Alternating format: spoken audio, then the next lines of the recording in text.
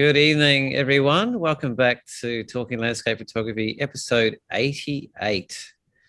Who would have ever thought we'd get there? We're gunning for the big 100, and tonight we have a new and becoming very dear friend of mine, David Dahlenberg, on the show.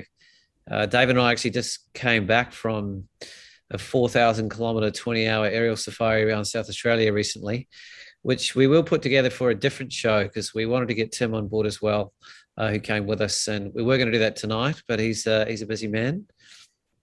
So Nick and I just discussed our various weeks. Mine's been very photographically orientated the last month and a little bit less so with Nick's. I'm currently in the middle of exhibiting the Men with Heart exhibition in Melbourne, and that's been really powerful and amazing. I just got back a day ago. It's at the Melbourne Camera Club, which is it's an amazing building. It's one of the only clubs I'm aware of in the country that has their own building, and it's a beautiful historic building in downtown South Melbourne on 254 Ferret Street. And the Men with Heart project is a 20-year-long photo documentary project, exploring kind of what defines healthy masculinity in Australian culture. It's taken over 20 years. It's been a really huge part of my life. I'll quickly share screen and send up a poster for you for that one. Gentlemen, are you hearing me okay? Yeah. Yeah, cool. It's just double checking. I wasn't just talking to myself. Our tech genius Lukey is far away on the Larapinta Trail at the moment, getting paid for it. So no FOMO at all. He's a lucky man. So he's worked hard for it. And he's one of the best people in the country that could possibly take on that job. So good on him. And we wish him all the best. He's not going to do a live jumping like he did from the Western Arthurs and shut down the show. So promise not to do that. Yeah. So here's the poster for the exhibition. And geez, there's so much behind it.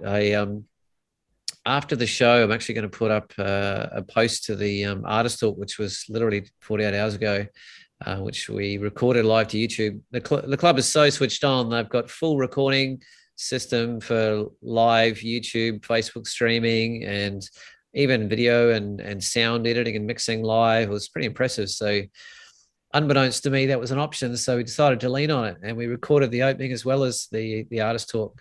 So that's going to be a wonderful resource for those who can't get there in person. But if you want to go see it in person, 45 images, 13 in-depth video interviews, all the written words of the men in the photographs as well. And it's actually an interactive exhibition where everyone who comes in is invited to write their thoughts and feelings, either for an individual image or the exhibition as a whole. And that gets written up and actually placed and becomes part of the exhibition. And I've actually been working with our good friend David Dahlenberg, and we've just got the first working draft of the book, the whole project, which is years in the making as well. So pretty excited about that. Hats off to the Melbourne Camera Club for being total legends. The president and secretary and vice president pretty much gave up most of their entire holiday weekend to be there hanging it and running all their IT and making sure it was all spec. So that was an unexpected and very welcome support level. So next 3 weekends, 18th, 19th, 25th, 26th, and 2nd and 3rd of July, and that's it. So just in the weekends, 10:30 to 3, mainly because we're not in Tasmania. We don't have 500 blokes that are ready to volunteer to man it. So we had to lean on you Melbourne fellas. And Anthony, who was there this weekend with me the whole time, he's heading back. Luke and I last weekend also spent the time up at the VAPS conference, the Victorian Association of Photographic Societies. I think there's 75 clubs. It's one of the biggest bodies in the country, and they run a exceptionally high quality run of photographic conference over multiple days. And the venue we had in Wangaratta was probably the best venue I've ever spoken at, actually, for its just beautiful amphitheaters and high-end technical sound and AV and great turnout. So it was, I spoke on the art and science of aerial photography as a keynote, and I did a very involved and very personal, intimate workshop on the power of photography and conservation. And I got so into it that we got thrown out of that building because I was going too long and everyone was so excited. We went to another building and carried on, and then I got thrown out of that building. Unlike you to talk too much, Paul. I'm sure you can well imagine, Nick, but I was judging it on audience interest because if no one wanted to do it, I would have stopped. But Rolf made the mistake of telling me we'll keep going as long as people are interested, and he probably shouldn't. No one will. Probably should have said that. And then in between, I got up to see Matt Palmer and Miko Boynton's gallery in Bright, and had a beautiful catch up with them and a big dinner. And they shouted Lucky and I dinner actually, and they've just launched their winter edition sort of exhibition series in their Alpine Light Gallery in Bright. It really is an absolutely stunningly gorgeous gallery, and it's an amazing time to be there for many reasons. One of which is the best snowfall start to the season in 22 years. And having spent a couple of days up there on the top of Hotham and racing around in the snow on the back of Mount Buffalo with Lukey for a day, I can attest to that in person. Snowshoes were very handy. Big thanks to Jean-Pierre Encore for putting me up and Bright for a few days and taking me around. And I'm kind of crying a little bit that I'm not up there skiing right now because I'm a hardcore skier, and it's not the best place in the world to be a hardcore skier, Tasmania, isn't it? Well, Paulie, the skiing's amazing at the moment, I'm told. I know. I think we got the same snow down here, if not a bit more than they got up there. Oh, well, so, I know people have been snowshoeing up on Canani Mount Wellington. They've got all the two toes open on Mount Field up at Mount Mawson, and Ben Lomond's opened early, and everyone's skiing up there. So mate, you can get up there and get into it. I've squarely got it in mind for this weekend if there's anything left. There's no snow falling during the week, but it's cold enough that it might not disappear, which it usually does in Tasmania quite quickly. Yeah, a gentleman by the name of Grant Murray, who spends a lot of time on Canoni, said it's the best snowfall he's seen in 10 years, and he's been up 2 or 3 times already. I'm very jealous of him being up there so often in those conditions. But he takes some beautiful black and white photos, in particular of the formations and the ice and the rocks up there. And he reckons it's the best in 10 years, and it's still hanging on very, very much on the mountain. It hasn't receded at all. And they haven't opened the road for 4 days, from what I can tell. I know. I think the road's still closed. I haven't checked. You've got to, if you want to get up the top, you've got to walk. But they've had nine people rescued off the top of the mountain in over 2 days, including 2 ladies that were very, very hypothermic, hidden behind a rock. Or not sheltering behind a rock, and they had to, the police use some mobile phone technology to actually work out exactly where they were, and the quote was they had about 20 minutes left. So it's amazing. We've got this mountain right at the behind our beautiful city, and unfortunately it gets underestimated in winter at times.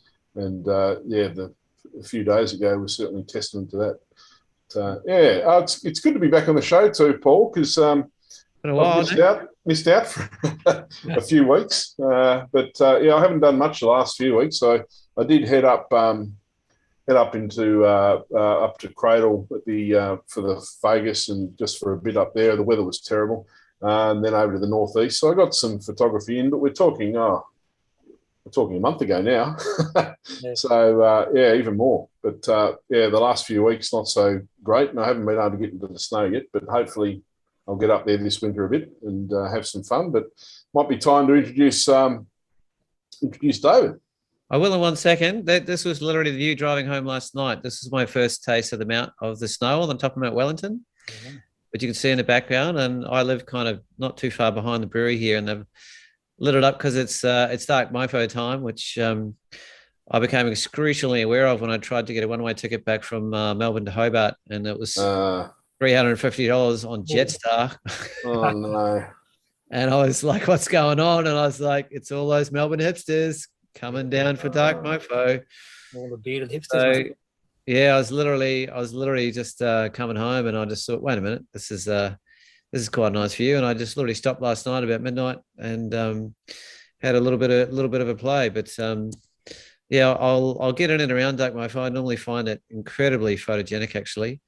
So if people hadn't given it a crack and you want to test your nightscape skills, which I actually got quite brushed up on by Luke's presentations at VAPS. He did 2 amazingly in-depth, very, very thorough presentations on night and astrophotography in particular. And yeah, he knows his stuff. There's no doubt about it. Stuff.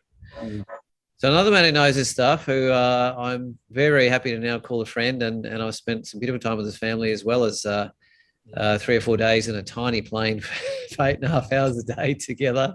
It's Mr. David Dahlenberg. David is 5th or 6th generation South Australian. As we go through his folio of work, you'll get a sense of just how varied and wide his eye and his skill set is as well. The way he sees landscape, urban, industrial, abstract, aerial, historical, rural. It's really apply himself beautifully to all of it, which I wouldn't say that many photographers can do, at least not do well. And David is one of those people. And I'm, having just launching a project on South Australia was a real privilege, and was really David's baby, really, that I came in on the ride for. And I learned a lot more about that landscape and the Barossa, where actually Luke's from as well. And Luke was a little bit bummed, and particularly couldn't be on the show because he literally has been in the Barossa this week, actually, visiting family, and before he shot off up to the Larapinta. And yeah, some of the places that David showed me, some of the images that literally are going to come up in the show, they were just images to me before, and now it's like, well, I've actually stood in front of that, or I know a bit of the history behind that, and having flown over the whole of South Australia in particular, I now have a much deeper understanding of just how harsh and broad and wild not only the landscape itself is, but the pioneering history and the indigenous history of embracing, a life in that country that's sustainable is just wild. We need to see how full on it is, and how far apart the water sources are, and how much the land is scoured by that drought and flood kind of cycle. It's a really quite extreme place. And we'll go into this sort of aerial perspective a little bit more. David's been exploring it from the air for quite a long time already, and we'll get a taste of that tonight. But he's got quite a wide and varied and beautiful show, about 40 images for us to go through and hear the stories around and behind. But welcome, David. Well, thanks, guys. Thanks for having me on. Really appreciate it. Yeah. Pleasure. So, we had a few good days there, Paulie, but we would have had more time if we were better at video. Well, I would have had a chance to show around the Barossa a bit more, mate. But you'll see why. We made almost a 10-minute video about the project, Nick, and I was kind of like doing it for the first time with sound and the first time with this, and David and I stayed an extra 3 days after we landed, basically trying to get some new material and figure it out. And the blueprint reel was about this long of what not to do. And somehow or other we managed to get enough material to pull through a really quite beautiful, comprehensive narrative around the project. So hats off to David's patience for staying with it. And it didn't last too long. He buggered off and did another 8 flights somewhere else. Around Australia. And we were tooling away, mate. So. And I spent 3 days in David's caravan hanging out with his family and racing around doing these videos, which was fantastic. Freaking love caravans. So I'm out in the caravan tonight, Paulie. So he's actually in the caravan. Yeah, mate. Love that, mate. Probably witching hour inside with the 3 kids at bedtime. Chucked them through the bath, and thought it'd be a bit safe to go to the caravan. So.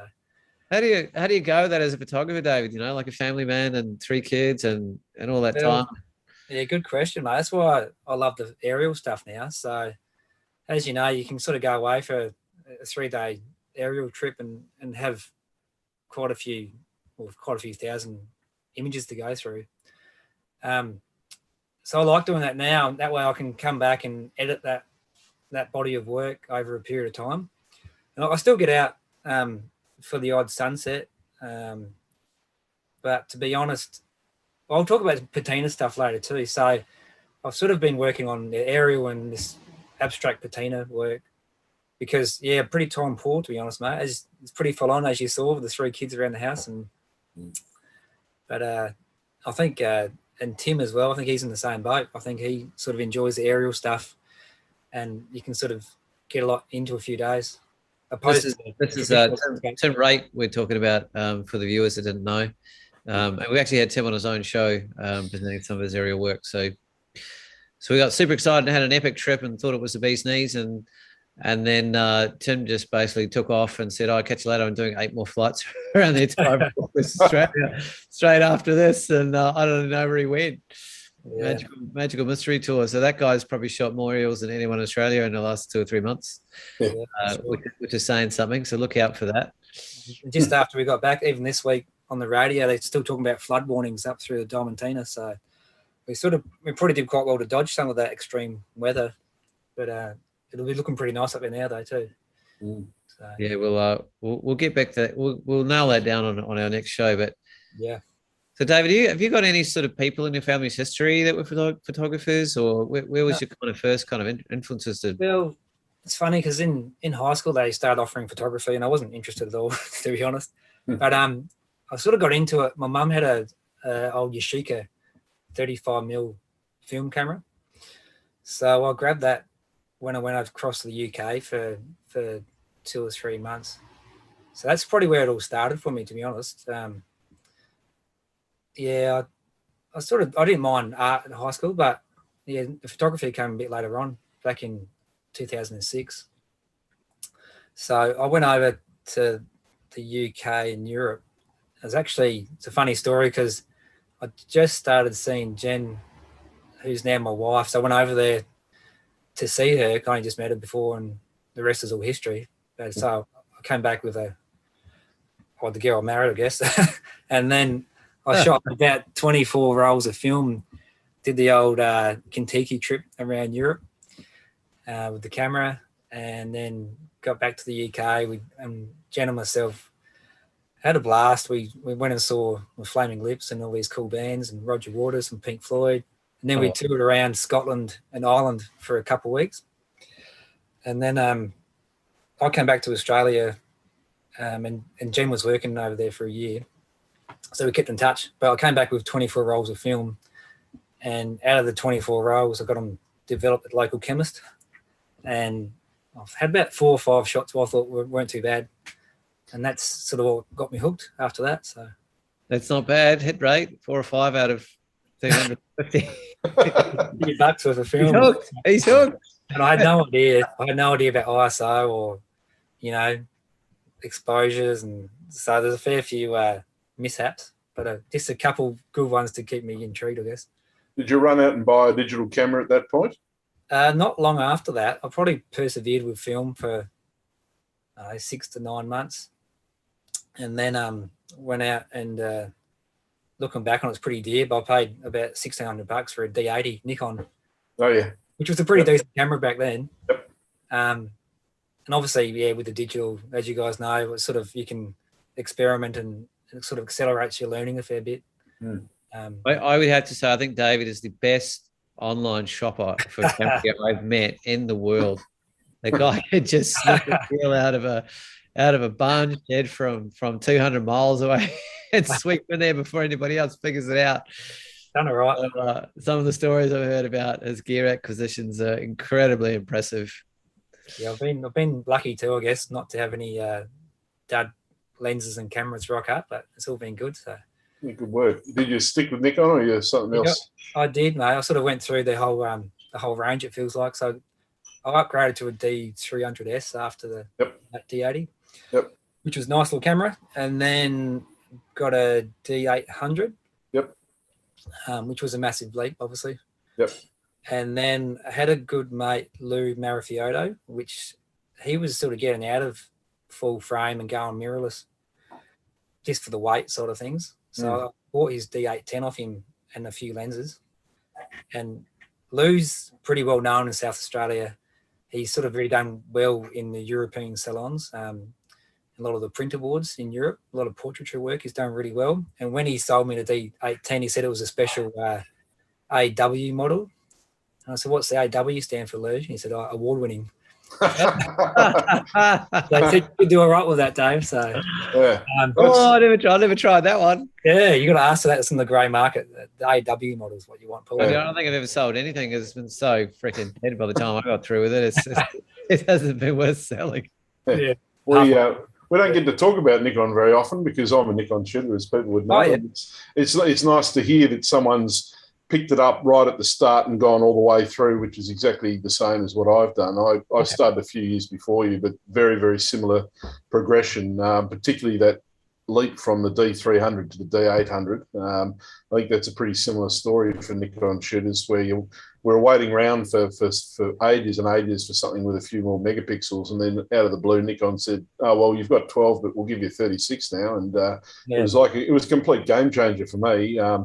Just the quality of the files. So my shooting was okay, but the quality of the files that you're getting from this new camera just allowed you to suddenly, you could print big shots. You could manipulate the files much better because of the dynamic range. And it was a really interesting time for us Nikon people to suddenly have that quality thrust into our hands.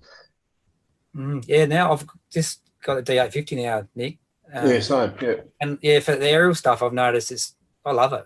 It's not a whole big step up from the D810. Yep. Just love the autofocus is so quick, and I've really tried it out on the trip we just did up north with Paul, and I was amazed. I just loved it. So what sort of get you guys a room together? What's that? I should get you guys a room together. Well, we don't get to talk about Nikon very often, and we have talked a lot about Sony, Canon, but I am interested. We don't want to talk about gear or not, but what lenses do you use for your aerial stuff with the Nikon? Because that's something we haven't really touched on at all, I don't think, on the show. Well, I sort of shoot predominantly 24-70, and then also I had the 70-200 on my D810 as a second camera. Yep. And previous to that, I did try out an 85mm prime, which I was really happy with, but just the versatility with the 24-70, especially the last trip we had 3 of us shooting, so we sort of were you couldn't have sole control over your attitude, so having that zoom lens was really handy. But to be honest, looking at the files now with the 24-70 with the D850, I wouldn't worry about shooting prime lenses from a plane again. I was really, really impressed, really happy with the results.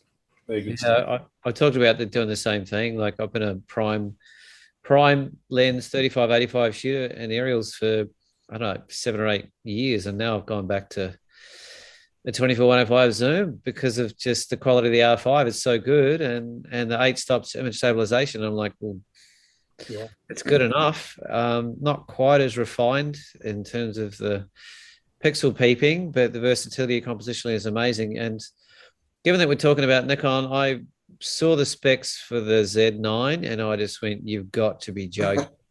That is, I know people that have basically said, look, that is more camera than I'm ever even going to need. We're professionals. It's that good. Yep.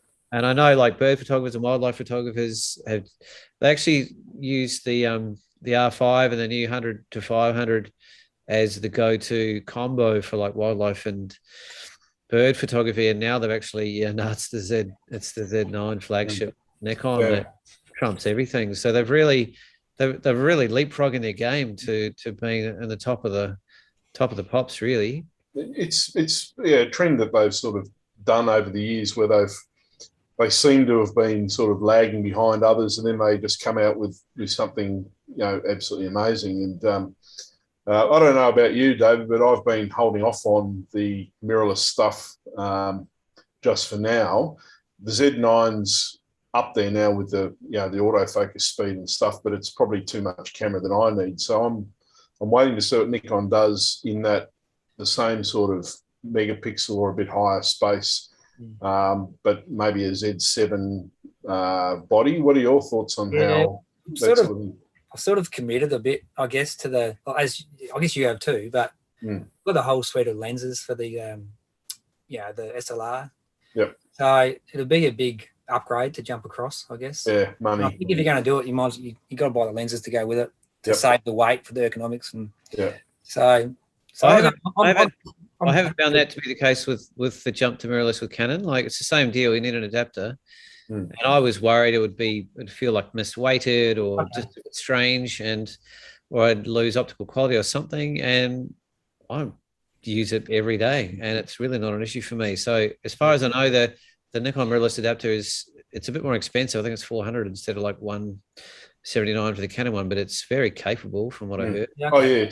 yeah, you don't have any dramas. You don't lose anything by doing it. It's just that the Z lenses are designed for the mount, and as a result, they've got a bigger image circle, and you can get sharper images in a more compact sort of lens. And look, I'm the same, David. I'll upgrade my lenses when I upgrade the camera, and I have used the Z series at work, and I've borrowed a Z7, and I've used adapted lenses on it, and it just works absolutely flawlessly. But yeah, the lenses are just so good on the Z system that it makes sense. But it's like going from the crop to the full frame. You've got a really big outlay of money to do so, and I sort of fear it's going to be hard to sell f-mount lenses in the future. Like they usually hold their value pretty well, but because Nikon are going so much to the Z, I don't know that there's going to be you're not going to get the same value out of you selling your second-hand f-mount lenses. So it's just going to cost a lot of money. But I'm just waiting to see what Nikon bring out next, and then I might make the big leap. Yeah, I think you're right. They will go back in value. So some people getting into photography will get some pretty good bargains, I reckon, when they're. Oh yeah. One last techie question before we should probably start looking at some pictures. Is like the mirrorless change with Canon hasn't changed anything in terms of weight and size. Some of them are actually bigger and heavier even than some of the traditional EF lenses. Are the mirrorless lenses for Nikon actually smaller and lighter? Yep. Generally. Yep. Yeah. Yeah, it's quite amazing. And before they went to mirrorless, Nikon have been bringing out sort of telephoto lenses with a PF element, a phase Fresnel element, which has reduced the weight and size of the telephoto lenses, and they're now incorporating that with the lighter models in the Z, and so they're getting some quite compact, good zoom, long telephotos, but even like the 24 to 70s and the 70 to 200s that are traditionally heavy 2.8 lenses, and the 14 to 24s, they're smaller and lighter than the F-mount versions consistently.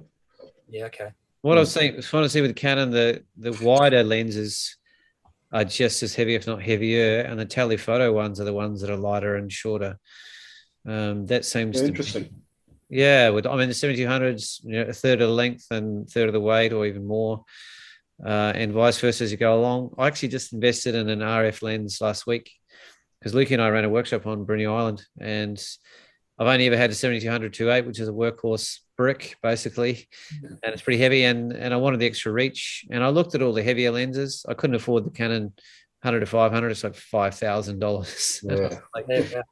And this RF one, and its image stabilized was 1100 and something, and it's not quite as sharp, but it's very, very usable, and still, because it's an RF lens designed to work with the R5, the autofocus is kind of on par with what I would have got potentially from one of the older EF 100 400s. So I reckon that's enough gear talk for now. Although one more thing though, I know Nick got pretty excited by a bit of a brother for him. I was just nice to occasionally have it. I was just going to mention one thing before we move on. Is I've got a bunch of Zeiss lenses, Nick, for the Nikon. Oh yeah, yep. And they're awesome, but again, there's no autofocus on them, but they just have so much contrast, I guess. They're all primes and stuff, like the 21mm and stuff. Or I've got a 21, which is really nice. I use that occasionally when I want to get a bit wider than the 24. Yep. And then I've got a 35 or 55 as well. Nice. But they sort of sit in the bag and they weigh a fair bit. They don't get pulled out very often. But when you do have time, it's nice to use them.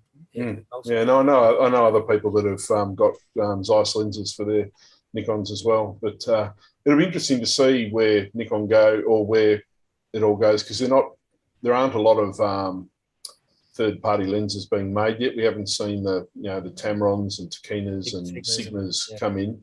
There's some more exotic ones, Lauer and that sort of thing that have started, but Samyang, I think, have started as well. But I think Nikon have been not so generous with giving them their technology so they've had to be reverse engineered, and they haven't. I think the idea, that makes perfect sense, is to get everyone to buy the Nikon lenses, and then eventually they'll open up the market. But it's exciting times, because I've been seeing these Sony cameras with some really interesting third-party lenses coming out in the Sony mount, and just been wishing. And Luke gets all of them to look at. They send him to him to evaluate and stuff like that, and he buys a fair few as well. And I think, oh gee, don't know anyone with more lenses than Luke Sharkey, mate. Yeah, that's a really cool lens. Like it's not something that Nikon would probably manufacture, because it's a bit niche, but it's nice to know that you've got those options as well. And I think we'll see that in the Z mount, soonish. But for the everyday workhorse, the Nikon stuff in the Z mount's amazing. So I'll be going there when I can. Yeah, one day. Yeah. Right, let's look at some stuff, Dave. Let's look at some stuff. Share my screen. All right, can you see that, boys? Or Not yet. Oh yeah, I'll try again. You got to go into maybe the top left. Yep, here we go. Sweet. All right. Yep. Nice. That means so much more to me now, having spent days inside that building. We did. Lots of terrible videos and drone shoots and all sorts in and around that building. Tell us about the history of it, David. Well, it's on my mate's mate Steve. I actually lived with him for about 8 years on his family farm. Oh. And he doesn't know a lot about the history. They call it Hoffy's Hut. It's sort of got pretty popular. This was shot a long time ago on the D300S. How long ago it was. And I've noticed on Instagram in the last few years, it's sort of got pretty popular. A lot of astro people come there. A lot of people mistake it for the Burra, the famous Burra ruins. Oh, that's the one Ken Duncan shot for the Midnight Oil cover. Yeah, so it's pretty similar in design. Yep. But I had to go with my friend, because I just put a fence around it recently, which Paul and myself had to jump over a few times. Trying to that's all approved. It's all good. Just to keep some. We got permission from the owner, to be fair. Yeah, that's right. So, are they having trouble with photographers trespassing, or? I don't think so. Like, mate Steve's pretty relaxed, but he hasn't had any issues at all. There's a bit of graffiti inside, but that's not photographers, obviously. I think most photographers are pretty respectful. I keep bugging him to put in a canola crop, but he hasn't done it. That'd be nice, but one day he will, I guess. Well, looks dry enough there and yellow enough anyway. Like 10 minutes from David's house. Yeah, so this has been probably my biggest selling print too, I guess. A few wineries have it up around the place, around Greenock, Murray Street Vineyards have a big copy of it. So I was actually leaving work one day, and I saw this epic sort of dry thunderstorm pushing up the valley. So I nicked home and grabbed my gear and went out to this location, and I set it up, and I had the camera on a tripod for about half an hour, and it was just flat. There's all heavy cloud and no light at all. And I thought I'll hang out a bit longer. And then for about a minute, the sun peeked out through a little hole in the clouds and illuminated the ruins and the crop. And from memory, I think it had an ND on it. It was probably 30-second exposure, which gives a bit of movement in the clouds. But after that, it sort of went dark again, and that was it. So lots of people, the old classic comment, oh, you're lucky to get at the right conditions, but I've probably been there 20 or 30 times to capture it that way. But a lot of people look at I print it big on canvas, about 1 meter wide, and a lot of people think it's a painting. So it's got that sort of painterly look about it. So I'll just flick back one. So this is that UK trip I told you about. This is what got me hooked with the old film camera. So this was in Liverpool. back in '06, I think it was. So it looks about 100 years old now. It's pretty grainy and obviously not many, not scanned very well, but that's what got me into it, guys. So Yeah, right. Yeah. Yeah. Well, it looks like you had a bit of talent right from the start, mate. No, it might have been a bit of potluck, that one. Certainly an interesting scene with all the construction going on. Yeah, you can see the lava. I think it's called the lava building in the background. So it's right down, sort of down near the docks at Liverpool, not far from the Cavern Club. So yeah. Is it? They're shipping container cranes? Are they? No, that's construction cranes. That is construction. Yeah, it was. So we stayed not far from there, and that was sort of sunset. It's just a bit of a stunning scene, all the construction and the silhouette of the old building. So, but it's funny because I really love that style of photography. When Paul was over, I pulled out my library of fine art photography books, and I sort of chucked the Michael Kenner books in front of Paul straight away, and I really love that sort of grainy, sort of quite contrasty black and white images. So yeah. David has a really amazing book collection, actually. I know because I spent about 5 hours with it one night. Everyone went to bed and snuck them away to the caravan. And yeah, I think you're going to talk about some influences later, aren't you, David? So yeah, I will. Yeah, as I go through. Excuse me. So I'll show a few Barossa photos to start with, just to sort of paint a scene from where I'm from now. I've been here for about 20. Should be getting close to 20 years now. Do you want to explain where it is, David? Because some of our viewers are international. Yeah, so the Barossa is sort of Australia's premier wine growing region. It's about 60 to 70 k's north east of Adelaide. So it's only an hour's drive now to get into this CBD of Adelaide. So it's sort of renowned for growing Shiraz and Cabernet. So all the big winemakers, Penfolds and Wolf Blass, Pepperjack and Saltrams, are all based in the Barossa, Yalumba, Peter Lehmann's. So it's a bit of a challenging landscape. So there's a lot of vineyard and a lot of sort of built up areas. But we're lucky because there's also, as you know, Paul, we drove through the ranges, and there's lots of gum trees and there's a few national parks around the place. So it's pretty diverse. But initially it sort of felt like a pretty open country to me, David. Like it felt like it had a lot of room to me. Well, there was a lot of farmland around as well. But I initially found it quite challenging to photograph vineyard. But then I'll talk about later. I've learned a few tricks along the way and invested in a roof rack for my car, which helped. But this particular image is it's a place called Sepulchsfield, which is pretty big on the tourist map now. These palm trees were planted, over 100 years ago from the Sepulch family when there was a shortage of work around the Barossa Valley, and he got the guys working, planting trees and so forth. So this was just we're lucky to get a few foggy mornings over winter, and this is sort of that real grungy style, high contrast, black and white stuff I like. And just got down really low. I think the camera was the tripod was low as it could go, just set up above the water to get that reflection. And that puddle was only about 50 centimetres long, I think. It wasn't very long at all, but just looked pretty big. Getting down to it. Really? Yeah, it was only tiny, yeah. But it sort of makes the image, I think. So yeah. So we have a bit of this sort of stuff, like gum trees around the valley. And what I've done... There's a lot of lone trees out there, David, isn't there, that really have their own isolated sort of grand sort of space around them, from what I remember.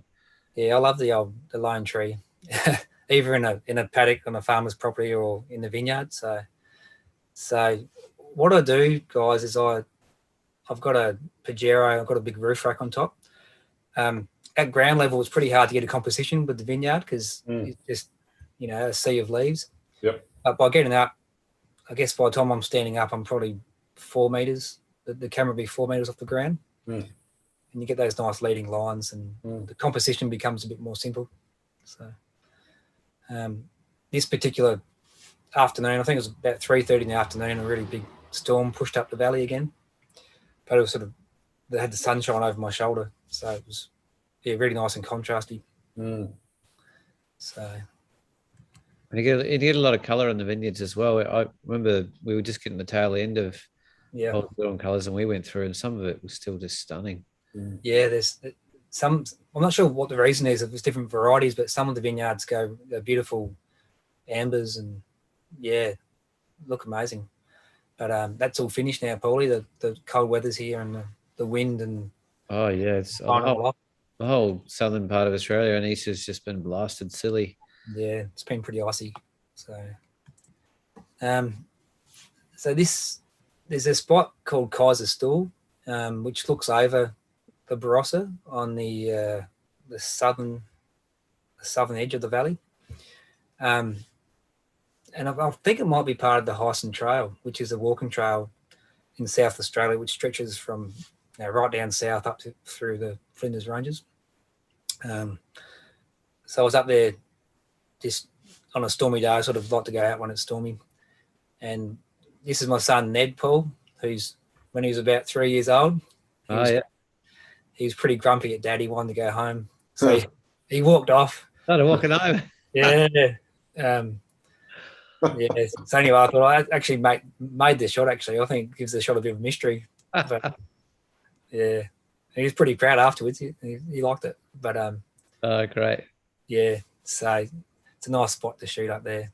We all have great intentions of our kids tagging along on our photography shoots, but we soon learn that their interest in photography isn't quite as high as our interest in photography. The attention span's not overly long. That's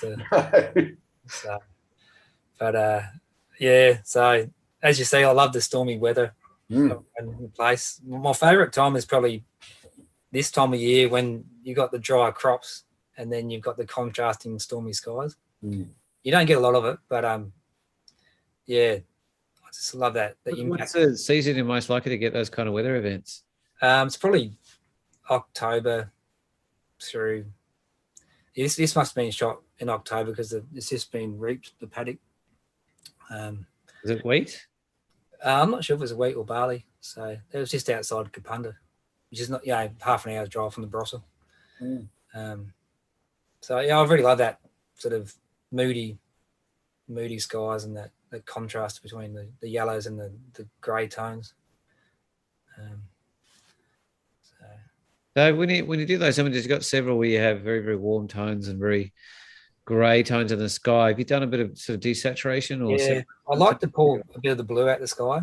I find by pulling some of the blues out, it just becomes a lot more moody, I guess. Like the shot of the old ruins, that was how it was. I took a bit of the purple colour cast out of that one from the ND filter.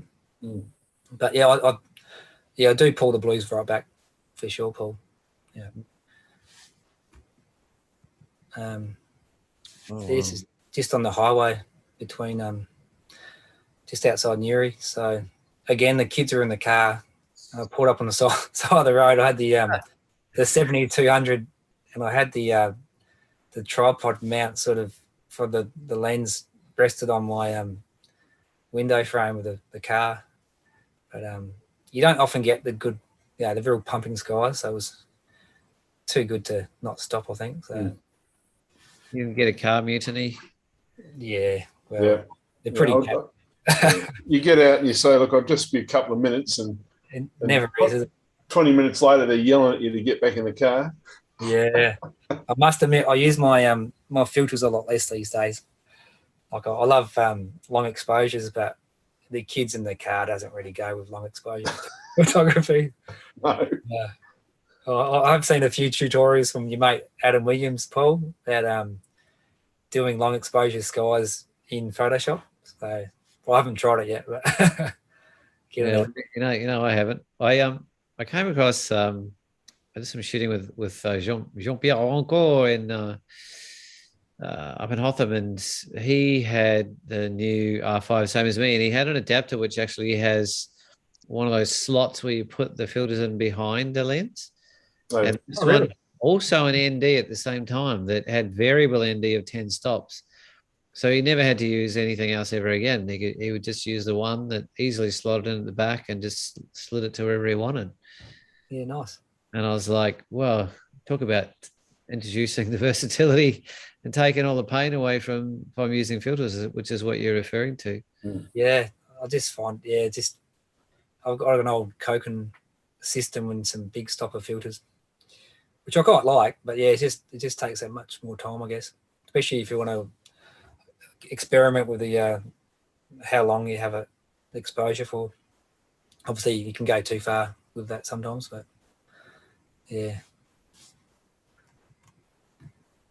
So again, this is up at Kaiserstuhl, which is in the Barossa, and again, that was set up on top of the car, so probably shooting from about 4 meters up. Yeah, and it sort of, obviously you can see the road for a longer distance of time, and also the fence line, you can see it going away longer because you're elevated up. And also gives a different perspective on the road, because normally if you shoot on the road at ground level, the road would be, I guess, 2/3 of your frame across at the bottom, if it makes sense. So it's just like that different perspective, which you don't always see. And I think when people look at these photos, they might think they're not sure why it's different, but that elevation makes a difference. It looks a bit like some of the scenes on Kangaroo Island that I've come across in some of the back roads. Yeah. Well, Kangaroo Island, it's funny. Look, Kangaroo Island's, it's a beautiful place, and I've been there. But lots of South Australia looks very similar, like the inland. Like if you go down York Peninsula or Eyre Peninsula, I find it's very similar. Like there's hills, but they're not really big hills, and they've got that rolling sort of landscape, which is quite nice. So talking about influences, Edward Pedinsky from a Canadian photographer. Yeah, he shot. I was wondering how he did it, and I found out he shoots, or used to, before drones came out. He had like a 10-meter pole, like a telescopic post he'd put up, and then shoot with that, which must have some sort of remote control setup. But his perspectives are really interesting on the salt flats and some of the man-made landscapes. So anyway, yeah, I quite like and that. if you're behind the scenes shots of that, it looks it looks very jerry rigged. It does, doesn't it? Yeah. A bit precarious, but he knows what he's doing. Yeah, well, he's done a good job of it. And it's pretty interesting putting a medium format camera on a 10-meter pole. But geez, so what do you reckon? Should we get him on the show, Nick? Why not? That'd be awesome, mate. Yeah, absolutely. I'm sure he'd be like, no worries, boys. Absolutely. No, I'd love to hear a bit more about that. Jeez. Yeah. He's got some pretty interesting books as well, different projects about oil and salt. And he's got a book which is, I guess, the greatest hits, which is what I purchased first, and it's just a beautiful. You saw it, Paul. It's just beautiful images and really thought-provoking. I poured over every image in that book, mate. I mean, there's not a lot of photographers. I'm just like, oh my goodness. In terms of not necessarily jealousy about the body work they created, but the parallels of what I'd love to have a career that could trajectory towards, and a lot of it would be what he's done, actually, to be honest. Yeah. And you and I have a similar passion and interest in the industrial impact of the modern legacy of how we're shaping the world as well, more than many. So that's somewhere that David and I meet on really well. I mean, you hear David make lots of music sort of references. He's a musician himself, so it's a big part of his life. Yeah, for sure. I was just listening to the Big King over here, actually. Much of the kids discussed. So yeah, there's a few pretty amazing posters in your house, mate. Yeah, I love the old live music. It's taken a bit of a back seat now, probably, but we gave it a fair hammering there for a few years. We saw ZZ Top in New York, and yeah, we sort of saw the Rolling Stones and Bruce Springsteen over Hanging Rock, and yeah, we did pretty well for a fair while there. So nice. So I know where this is now because Yeah, literally took me here.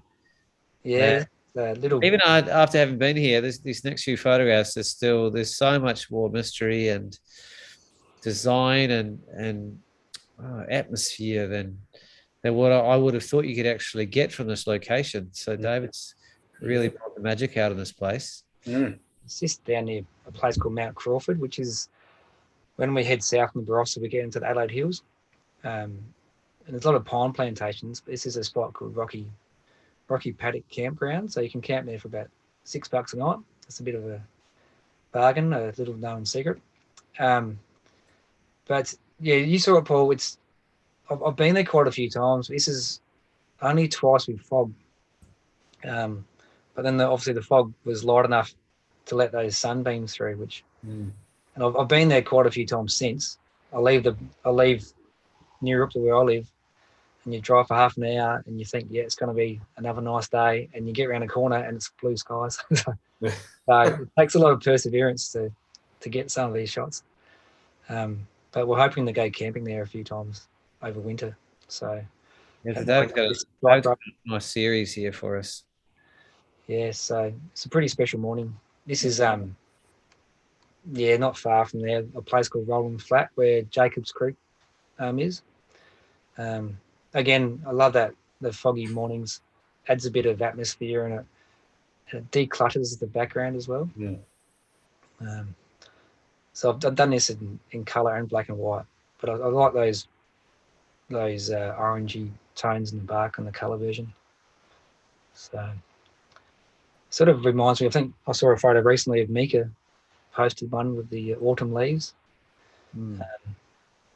It's the same sort of design. It's got that sort of triangle shape. Yeah, I know the shot you mean. Yep. Yeah. So it must be over in Victoria, but yeah, that's the closest thing we've got around here to that sort of scene. Yeah, this is up in Bright, I think. Yeah. Nearby. Yeah. So, and yeah, just going back to the same location as that first Barossa image. So, Dave, what do you think that scene speaks of in terms of the history and lifestyle of South Australia? Well, I really like that. I think the reason why I like the dry conditions for this scene is it's sort of the Barossa is quite a good area for farming, but to me, when you see the dry paddocks, it adds a bit more of a dimension of hardship, I guess, even though it's a good farm area. But I think the reason why I like these sorts of images is because it conjures up your imagination. So the first thing I think of is, why do they abandon the place? Like, what's the story of the people who live there? I don't know. What do you guys think when you see these sorts of ruins? And well, I mean, it's more apparent with the coloured one, just with those yellows. That yellow speaks of a dry, kind of arid landscape to some extent, and there's a lot of space as well. And it speaks to cultivation and agriculture as being, a part of what the land's sort of used for. The fact that those old stone buildings are still standing speaks a bit of the resourcefulness and design of those, because that's probably 150 years old. Be all of that, probably 180, I'd say.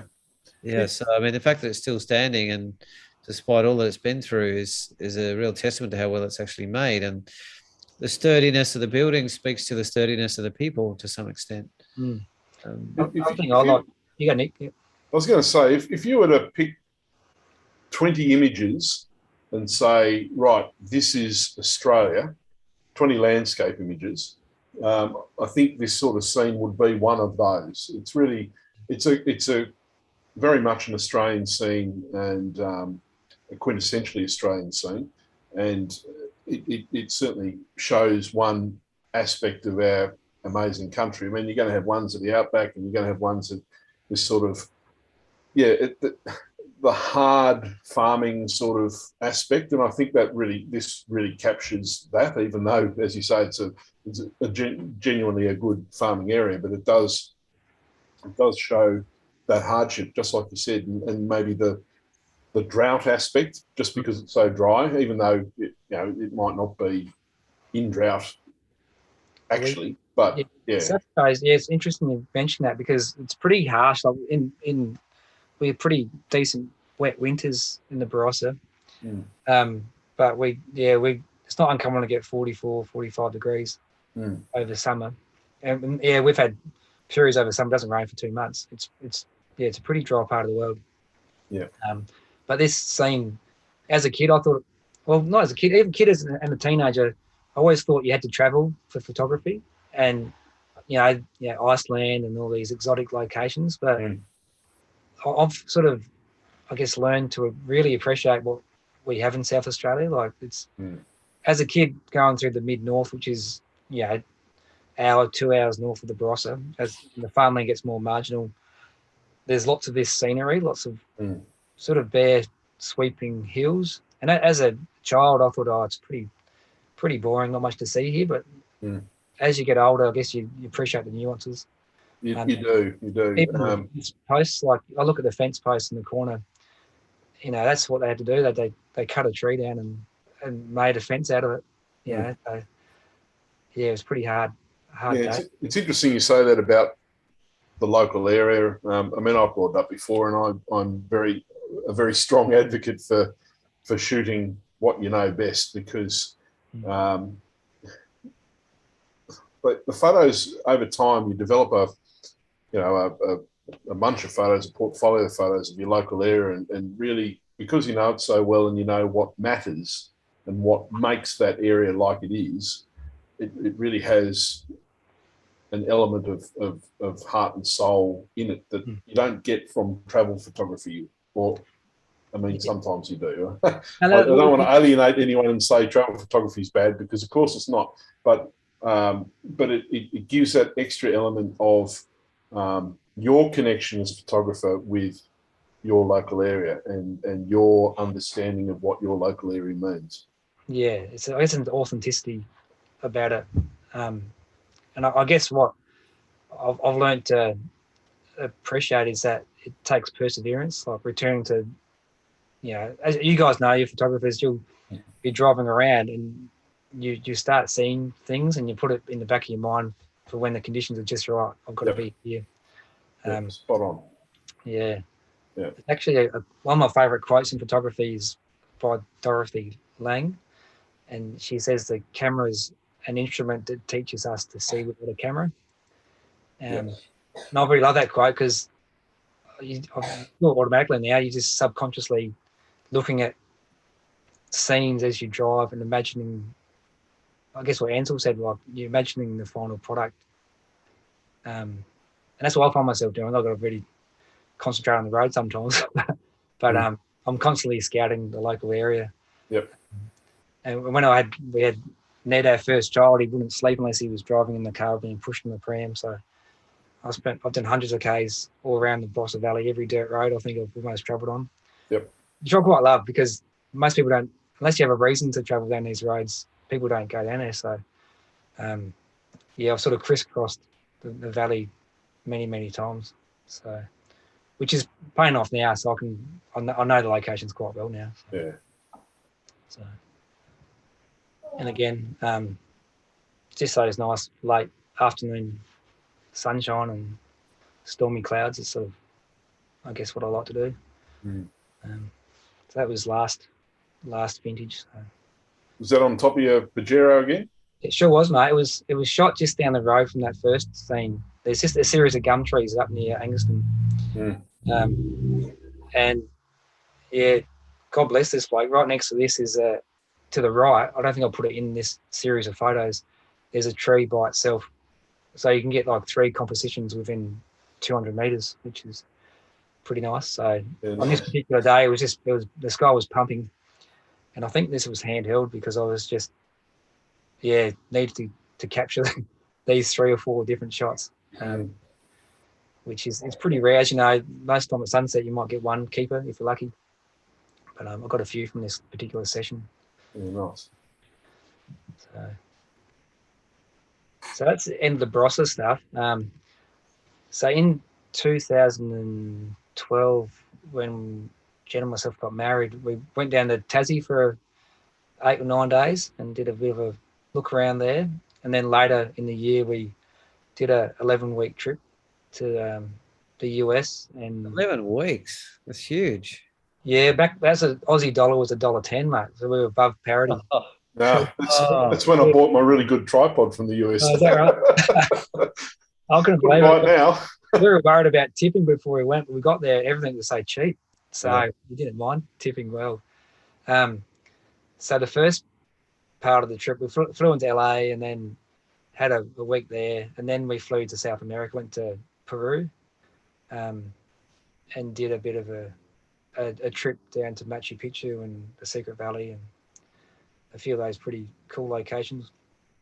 And then we flew to New York and did a bit of stuff and saw ZZ Top play, which is pretty cool at the Beacon Theatre. And then we did a trip from Chicago right down to New Orleans and checked out Gracelands and a few of those cool places in the bayou. And then Jen was pretty good because it was a honeymoon, but I booked a 3-day workshop with a guy called Adam Shalauer. And Adam was awesome. He's blown up a bit now. He's got a few books and he's pretty well known. He's always in the Arizona, is it the Arizona Highways magazine?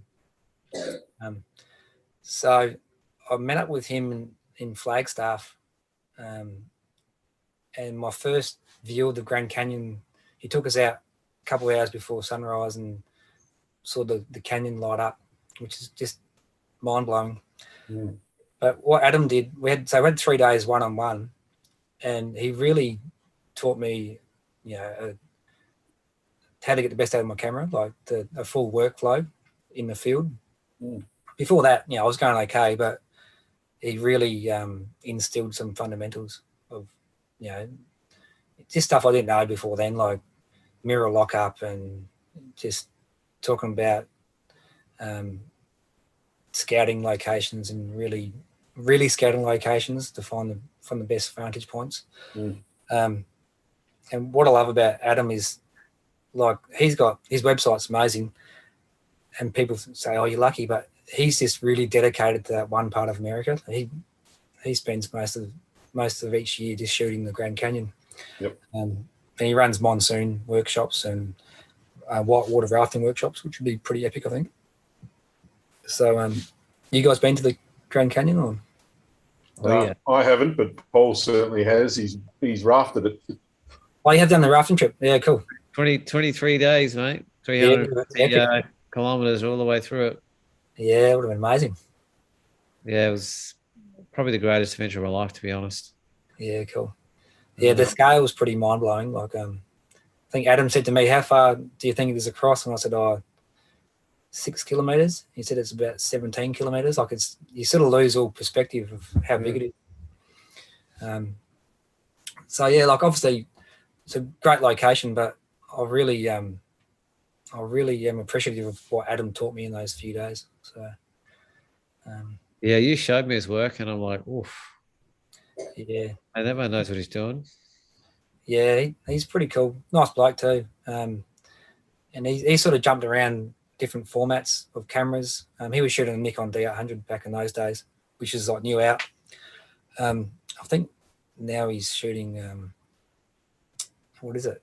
A Fuji, the 100 megapixel. GFX 100. Yep. Yeah, I think he's pretty happy with that by the sounds of it. I reckon that'd be a pretty nice camera. Yeah. What's wrong with it if you weren't happy with that? Yeah. So, no. I just spent, 4 days in a plane sitting next to someone watching the over their shoulder with how good the files looked. We both had envy, didn't we, mate? I was like, yeah, good on you, mate. So one day, mate. If I was a Sydney accountant, I'd probably be able to afford it too, mate. So yeah. So wow. Just love the atmosphere, like those layers of atmosphere. Yeah. Is it a mist or a it's just a haziness. A haze, yeah. Yeah, so we had, like I said, 3 days, and on this particular day, like half an hour later, we were shooting the opposite direction and had this epic pumping sunset. It was almost too much colour. You wouldn't believe it. It was one of those, it doesn't feel. So, it was but I definitely recommend checking the place out. So, yeah, we talked about a few photographers, a few books. I showed Paul last time he was here, and John Sexton was a guy I really liked. So he was Ansel Adams, one of his assistants. And again, he shoots all medium format. And his books are beautiful. I'd love to see his prints one day. Yeah, it looks like he spent a lot of time refining his print craft. Yeah, I don't think he's overly prolific with the amount of work he pumps out, but just fastidious about what he does. Yeah. So he had a really nice shot I love with some corn lilies, I think they are.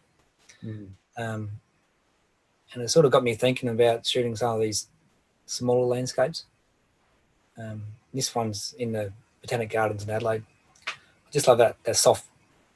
What I love about John's work is the transitions, so the blacks to whites. So just have subtlety in them. So yeah. Yeah, the tonality is exceptional. What sort of lighting did you have when you were taking this? Was it a overcast or it was overcast? Yeah. Is that what you find, Nick, when you go in the forest? That overcast is what you need when you're shooting the forest scenes you shoot? Yes and no. Yeah. Look, if it's too overcast in the forest, particularly in the rainforest, all the tones sort of muddy in, and I've found when you're using a polarizer, it makes it even worse. Everything becomes very, very, very flat.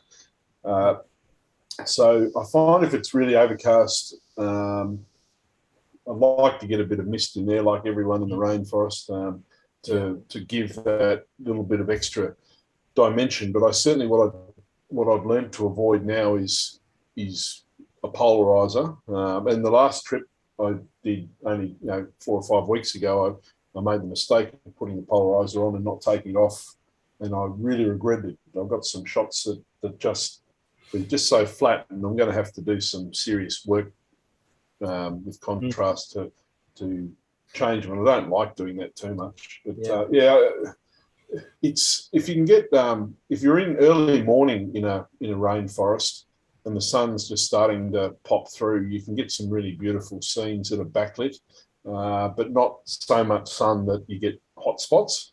It's a bit of you've just got to be really careful about what you choose to shoot at that time.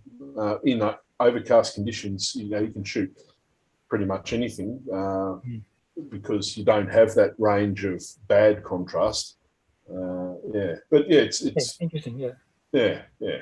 It has a very infrared-like aesthetic to it as well, this one. It does, yeah.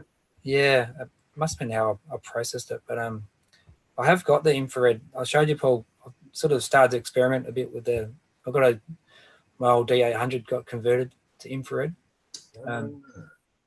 So I've just started playing around with that. Are you happy with how that turned out? I think the conversion's really good. It's from Pixel Life, I think. Life Pixel, yep. Life Pixel, yeah, in the US.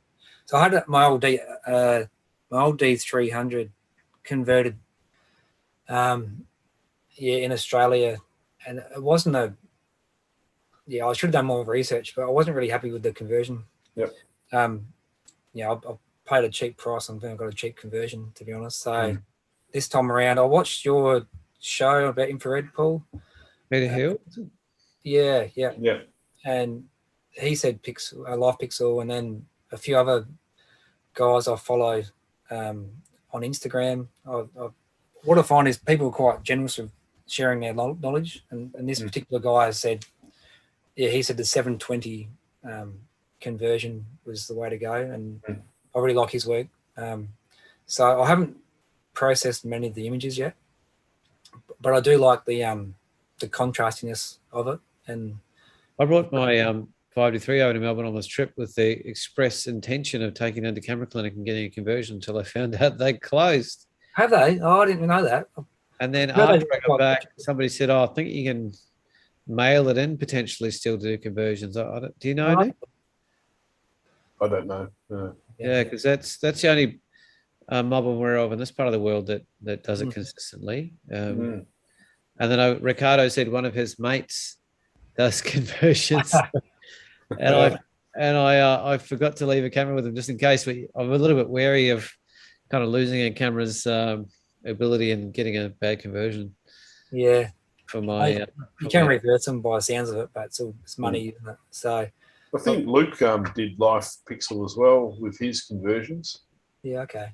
Imagine the time frame's a lot longer, like America, as opposed to. It wasn't too bad. I think it was under a month, Paul. They seem really professional and did a good job. Yeah. I'm looking forward to using it. One thing I struggle a bit with shooting in South Australia is the farmlands in winter with the green paddocks. It doesn't really do it for me. So I'm looking forward to trying out the infrared, in the middle of the day and seeing how that goes. Just give a few more options shooting. So yeah. You might get a Barossa bolt like Luke's infrared shot with the lone tree and the lightning in the background in infrared. It's pretty epic, isn't it? That'll pay your bills forevermore, mate. Yeah, I was pretty impressed when I saw that image of Lukey. So no, it's one for the ages. I have to admit, it's fantastic. Yeah, no, it's that simplicity too. That lone tree and the storm and simple stuff. I've done them really well. So so I guess like after my US trip, I sort of got into just the pretty pictures, I guess. So this is down the Great Ocean Road.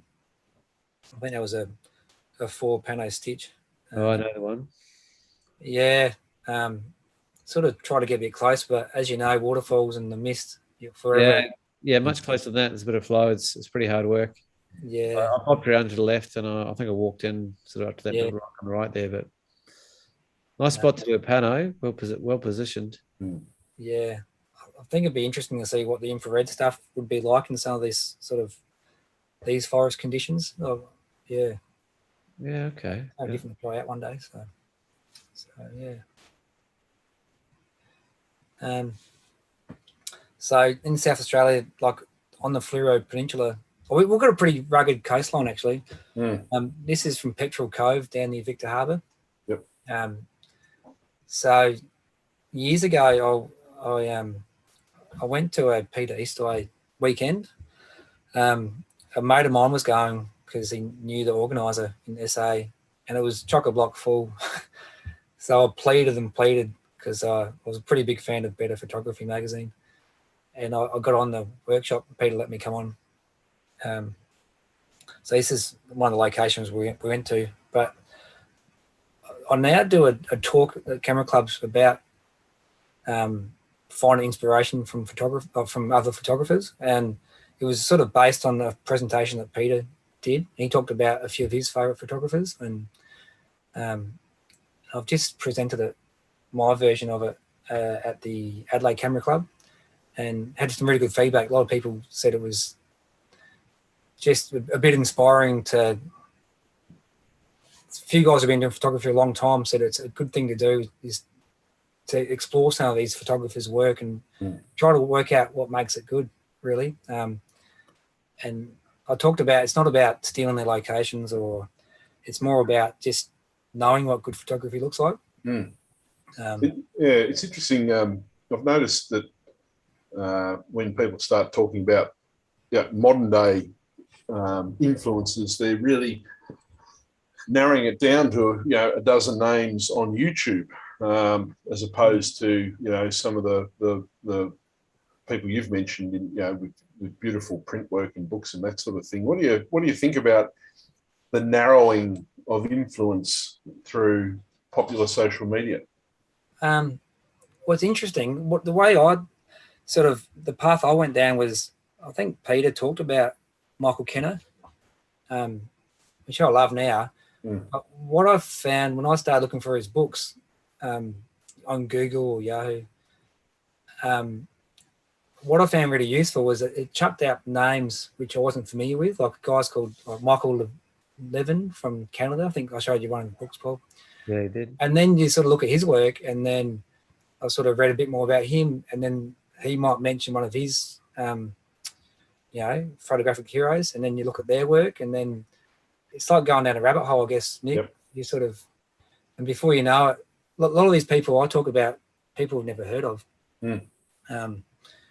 But which seems criminal when you know about the quality of the work that they have, and it worries me a bit. Well, worries probably not the right word, but you know, there's such influence through very easy to consume media. YouTube is so easy to consume that you can really narrow your band of influence and maybe not look elsewhere. And I think what you've just said's, you know, really important, to go down that rabbit hole, to pick up a random book of photography, read what they say about their photography, and they'll say, I've been influenced by Joe Bloggs, and then you'll go, haven't heard of Joe Bloggs, and you go and look at Joe Bloggs' work, and you just keep going and going.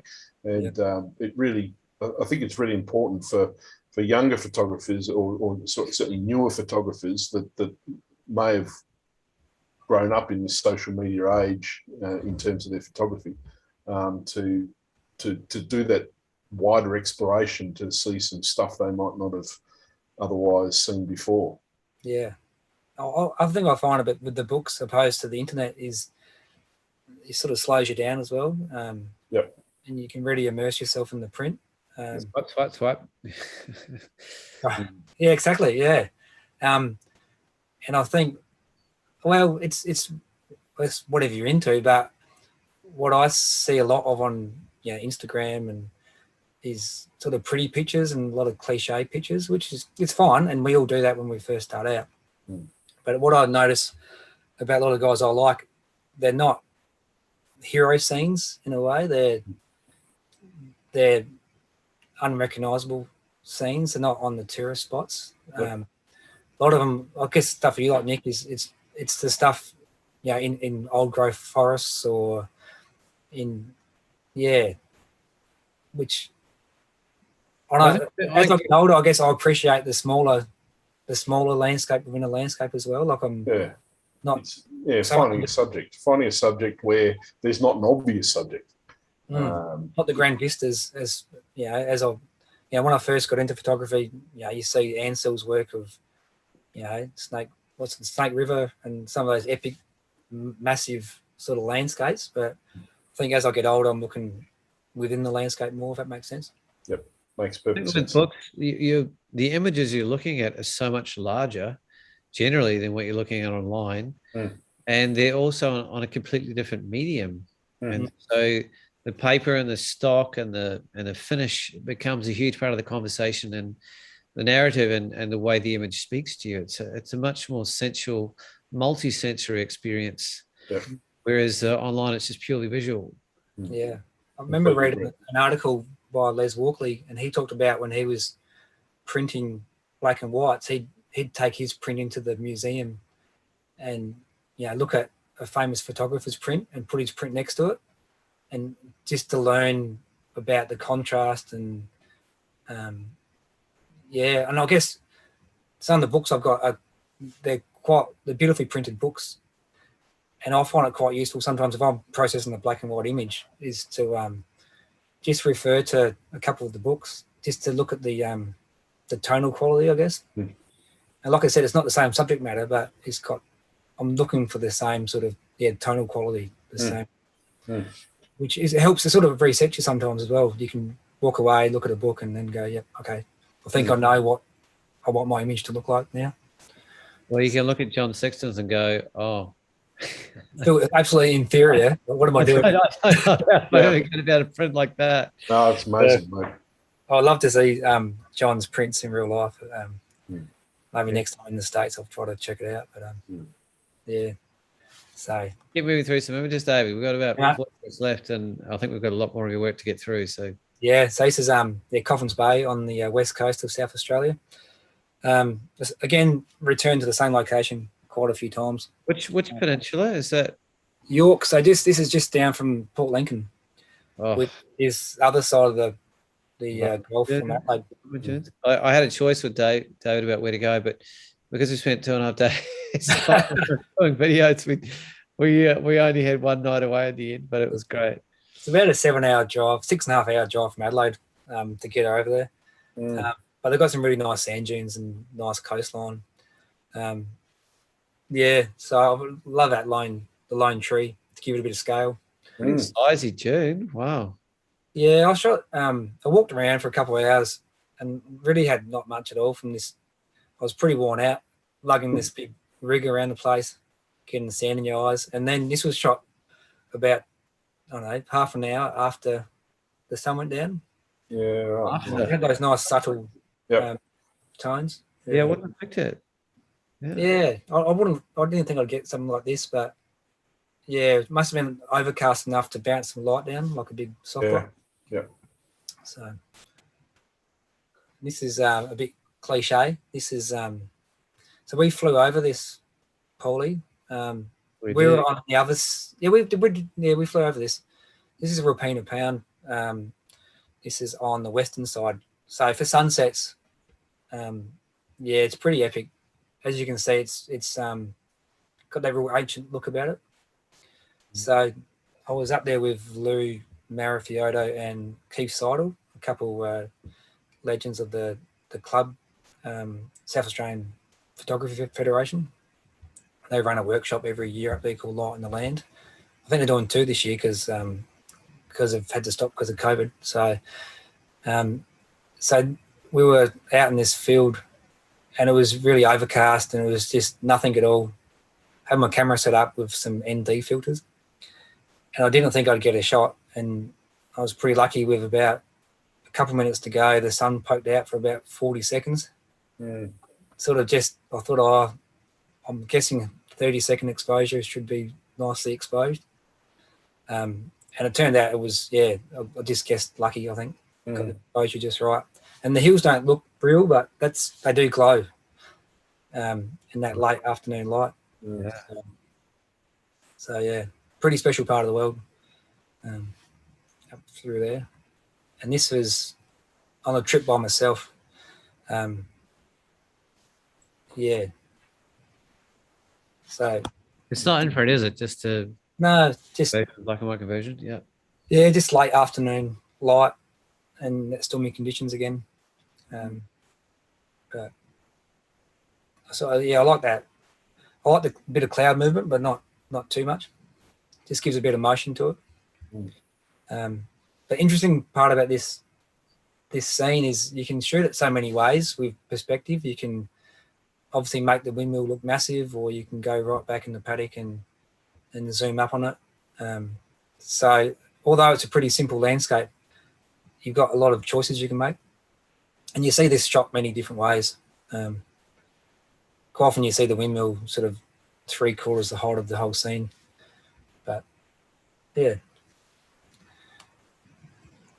So I think this photo got me into the patina stuff I've been doing, Paul. So Nick, this is a mate's farm that got burnt out in the piney bushfires. We had some massive fires in South Australia going back a few years now.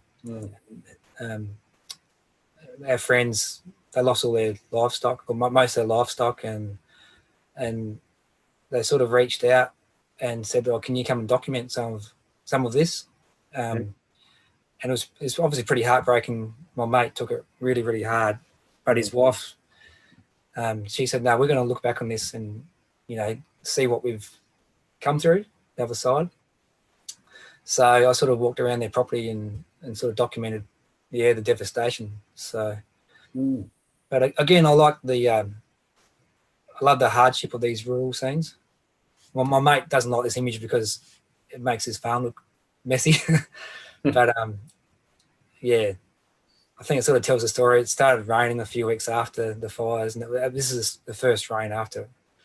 So yeah, so that sort of got me into this sort of patina work I've been interested in for a while. So is patina referring to a style or a place, or patina is the texture of the paint, I guess, the surface. So it's like a weathered surface. So the rust and the way the paint fades and gets that texture on it, which I find pretty fascinating. It's well, if you can you can shoot it really closely, and it almost will resemble some of the aerial work that you do, but on that tiny scale, and less sort of hit the credit card.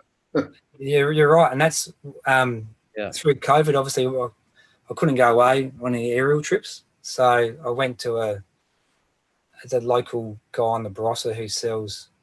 He's got a massive, big old car yard, and it's actually gone too far. It's most of it's not usable because it's too rusted now.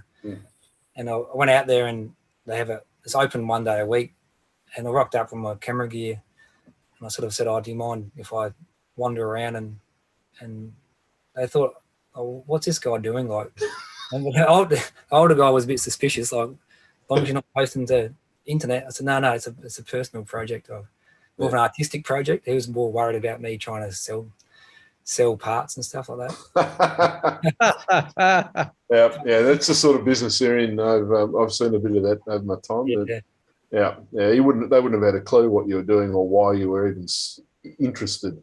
So would have thought you were looking for rare parts and to flog off, I think. Yeah, or what are the catalytic converters to flog? You want to get moving through them, David? So, mate, yep. So I showed him some of the stuff I've been doing, and then they sort of understood where I was coming from. But you're right. I draw a lot of parallels to the aerial photography. I'd swear that was an aerial. Yeah, once you get your eye into it, like it's you can hunt around for a while, then you get your eye in, and then you're off. Yeah. And start seeing all the different compositions, and but I love the flake texture of the paint. Yeah. Rusty parts. Yeah. Oh wow. Oh, you're going to get Paul into this. I can see it straight away. Yeah. Well, it was a really good. Give a froth on there, boys. It was a really good creative outlet through that period of time. Well, I couldn't get away, so some of it is, I guess, more literal. Like this, you can sort of see what it is, but yeah. So our grandkids would be shooting, VF Commodores, mate. You reckon?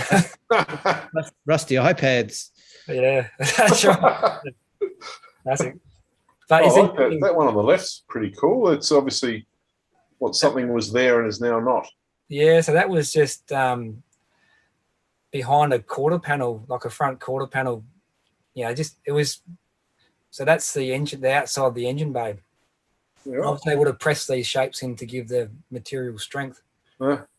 Yeah, it's pretty amazing. There's so many different things you can pick up on, like once you start crawling around. And I just love the tones and the transitions of color. So this was a causeway. Wow. Tumby Bay. I sort of drove past it last Christmas a few times when we were visiting our in-laws, and I just love the rusty tones, I guess. I love that. It's beautifully understated, David, in terms of its tonal range that you presented it in. It's just for something so bold and heavy and graphical, it has this kind of soft wrapping quality about it, which is kind of an unusual combination. I think the water's maybe a bit calming. It sort of breaks it up a bit. It gives a bit of softness, the reflection. Yeah, it does. It lengthens it as well. At the same time, that'd be beautiful to print, I reckon. Be nice under some studio lights, so I think it might glow a bit. So I'll do a Patina exhibition one of these days. But it's pretty niche. But so the other thing I like is this industrial stuff. So I worked at the Penfolds winery in Newryupta, and unfortunately, I still work for the same company, but we closed this site down. And I was the last person there to look after some assets as part of my job. So I had the luxury of sort of spending some time in these places all by myself. So this was where the wine was stored before it went to the bottling department. So Grange and all the top end Penfolds Reds were stored in here prior to bottling. And so to me, it was a pretty amazing. It's got amazing history, and it's got a real sense of power to the location. And the good thing was, being there by myself, there's a whole series of lights. I could play around with different lights. Just to to get different effects on these stainless steel tanks. So this is the old Penfolds, one of the tank farms. So it's like late afternoon, those long shadows, which I quite like the texture in the top left-hand corner of the stair treads. It's No, it's worked really well. Yeah, just different stuff. I like sort of doing not your cliche work, I guess. Yeah, I like the you've got the straight steel beams and stuff there on the right, but the shadows that they've created are actually they're more rounded, and down to the sort of the right hand side below the ladder section there, you've got those curves that go in different directions. Yeah, really great mix. And then you've got the hose that gives another curve. And yeah, really, that's a really great mix of straight and curved. I don't know any other way to describe it, but it works beautifully. Yeah. Thanks, Nick. Yeah, it's one of those places where the light makes all the difference. Like middle of the day, there's nothing. It's just one dimensional. But yeah, the late afternoon light and the shadows make those scenes. Well seen. So this is where I wanted to take you, Paulie, when you're over last time. I was like, when I saw these, I was like, oh. Yeah. So this is they don't close for, was it COVID or construction or something? A bit of both. They were doing tours. So there's the guys who don't know, it's the SAMRI building in Adelaide. It's a research centre for, there's different cancers, heart research. There's all sorts of things cool things going on in there. They're building a SAMRI, the second building next door now, but it's not going to be quite as specky as this. But you can do, well, normally you can do tours, and most of it's about the medical, what they actually do there. So you can't take a tripod, but you can sort of tag along on this tour, and just a beautiful building, amazing architecture, and the light is always different every time of day. It varies so much, but yeah, just beautiful curves. Yeah. And this is the famous, it's probably been done to death now. This is a staircase inside the building. This is looking up the staircase. So it looks like a bit like a shell, I guess, or some organic shape. Yeah, I'm sure every photographer that comes across it will shoot it, but you wouldn't walk past it. There's no way, even if you'd seen 1,000 shots of it, you'd have to shoot it. Yeah. So I wanted to do it a bit differently. I've put my take on it. So I was really careful of where I placed that. I really wanted that line on the bottom left-hand corner to sit just there. Like I've seen it done more abstract than that, but I wanted to give it that, to really root that bottom, to ground that image, I guess. Yeah. Really clever. Fabriacal spiral or something? Yeah. I never know how to pronounce that. So yeah, that's why I mumbled it. Fibonacci. Fibonacci. One, that sounds better. This is from the trip to Peru. So we had it doesn't look like anywhere I've been. So we had a beautiful clouds coming through all morning. What I like about the atmosphere is it simplifies the image and really makes that tree the hero. But the other thing I like about it is just to the right of the tree, they almost look like London, like old chimney stacks. It's sort of looks a bit industrial, just yeah. So, but yeah, amazing place. It definitely lived up to expectations. You never quite know those places. You think, oh, maybe it won't be quite as good as you think it's going to be, but it was pretty special. So, so haven't made it yet. No, one day, mate. So this is what got me into aerial stuff. This is Lake Lefroy, where it looks. No, this is up near Port Augusta, actually. Oh, okay, different spot. Yeah, so they were covering over. There's a decommissioned coal power station, and they had lots of trouble with this ash on windy days. It was airborne pollution, so they were covering up the soil with, I think it was 30 centimeters or 60 centimeters of soil to try and stop this air pollution. So I got up there just before they finished doing that. I just wanted to document it.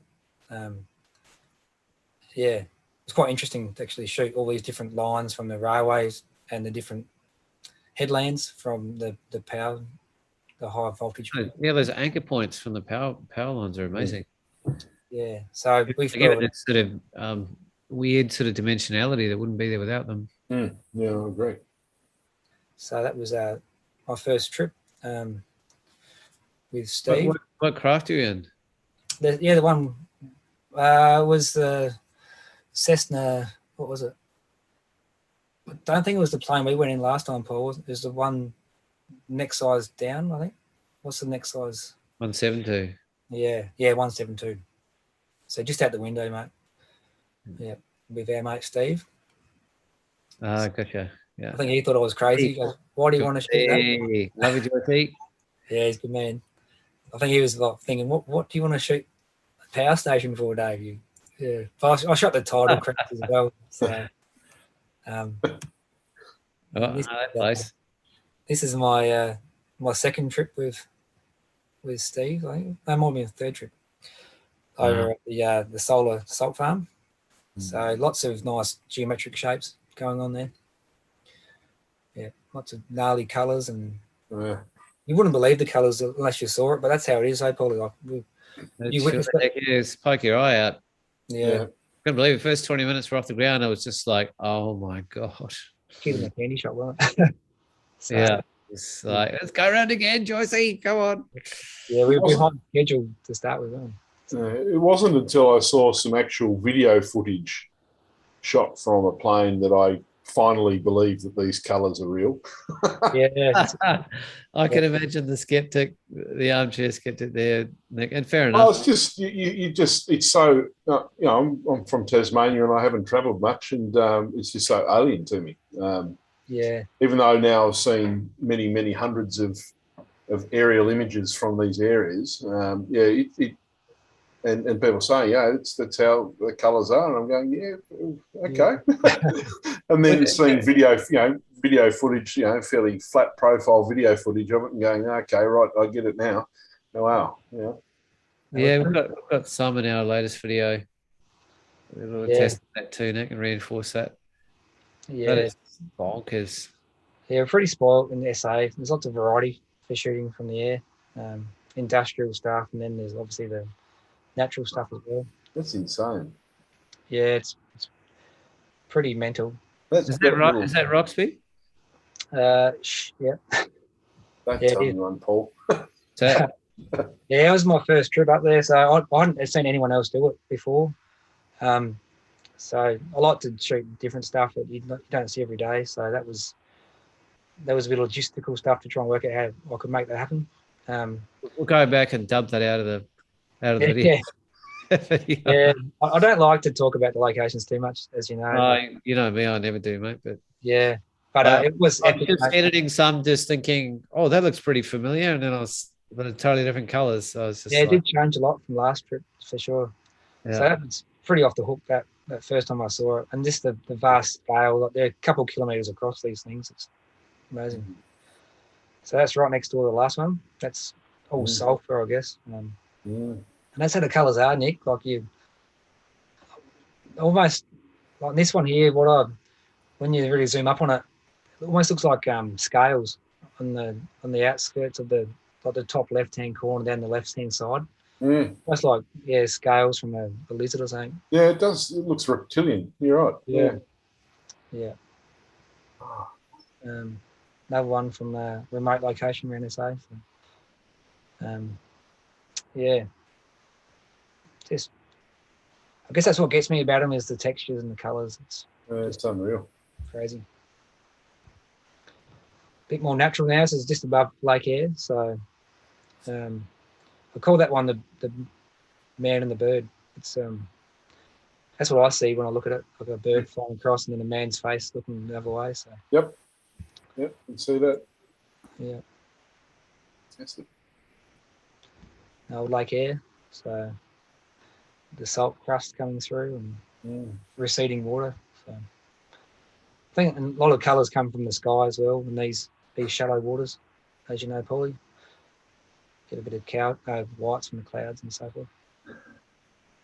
there's a bit of art getting the right time of day for these sort of shots, isn't there? Just go back again, David. Just want to have another closer look at that one.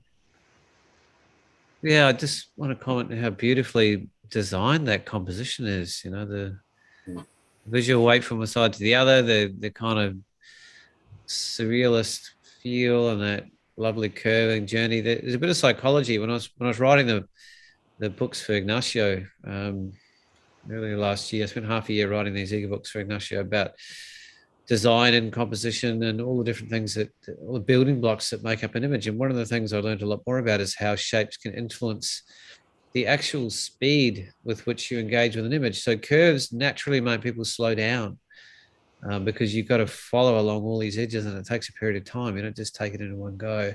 And they introduce a lot of a sensual kind of feeling to it as well that is less present with any sort of linear kind of elements, and it's just a meander around the frame, and there's so much detail, lots of little rewards, and lots of different pockets of complementary colors. I spent a long time with an image like this, particularly if it's larger and you've got access to the real structural textural qualities of it that will come through in a print. So as you know, when you're up there, Paulie, shooting, you're not thinking about this stuff. You haven't got time, but I think after you do it for a while, you subconsciously know. Quite intuitive, isn't it? Interesting. It's intuitive, but you don't quite know why, but you just shoot the hell out of it. And then when you get your images back quite flat from the raw images, and you add a bit of contrast, and then they come alive, and you start seeing, like you said, different things and more abstract things and faces But yeah, I still get people finding things that images I've been looking at for 5 years that I never saw. Yeah, which I love about it. It's been addictive, isn't it? The aerial stuff for sure. Well, that quality of it going back, it's. I mean, literally your compositions are changing every second because you're moving at 200 kilometers an hour and you're not exactly that high often. I know David's style early on, I think was Steve as pilot, was flying quite high because the flying's pretty smooth. Often the higher you go, not always, but and shooting with a long lens, it gives you a lot more time to slow down and compose. And I'm a little bit more used to shooting lower and a little bit wider, and geez, you don't have long. It's always trade-offs, mate, isn't there? Like we talk about zoom lenses opposed to primes, but also.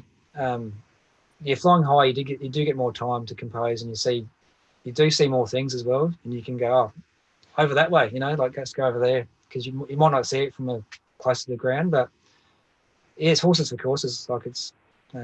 Well, I mean, you make it sound like why doesn't everyone do that? And I think part of it is you almost need more light to work with longer lenses because they're not as forgiving in terms of the focal length and shutter speed you need to use, and also the higher you are, the more atmospheric haze and dust you have to shoot through as well. That's the trade-off, isn't it? The image quality. But you do, like I remember, I think it was a military zone I was going through near Death Valley somewhere, and we weren't allowed under like 7,000 feet or something, and all of a sudden I was way up there, and yep, the old 35's not up here, and I was like, did I bring this energy? I don't even know if I brought it, and I actually did. That's the first time I popped it out, and I actually did thoroughly enjoy being able to slow down and be more refined and more conscious about compositions, because I think with the speed at low levels, there's just not enough time to use a conscious mind. It becomes a very intuitive process. And if you're on top of your technical game in terms of being confident with the autofocus and the exposure settings that you've got, then it just becomes about composition and nothing else. And that's when it's quite a dance. Yeah. And often you do start it, you don't know what you've got till you get back, because it's just like bang, bang, bang, and it's just moves so fast. That's right. So I guess my first experience with Steve was he was sort of hunting around for smooth air, and that's it's probably a bit of a byproduct of what I was shooting to. So it's interesting, and not that I'm not really self-taught, but I guess it's just by trial and error and what you think works, and it's good to go away with Tim Wright and yourself last time just to see how people go about it, I guess. I was just looking at this image, and I've shot that same feature a number of times, and literally today Tom Putt posted a series of 4 images of exactly the same feature on Karitanda Lake. Yeah. I did. Oh, there you go. Shot over 4 different shoots. Oh, there you go.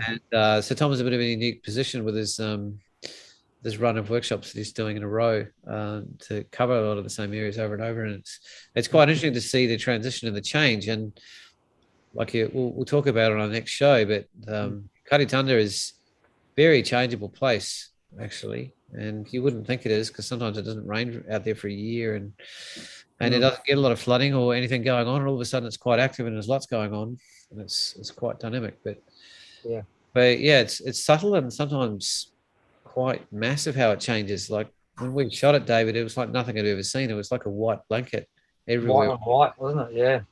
Never seen it like that. And literally the next day I saw a photograph posted by a great pilot out there, Elodie Penrose, and it was all pink. Yeah, no. Same place, massively pink everywhere. And it just rained overnight and totally transformed.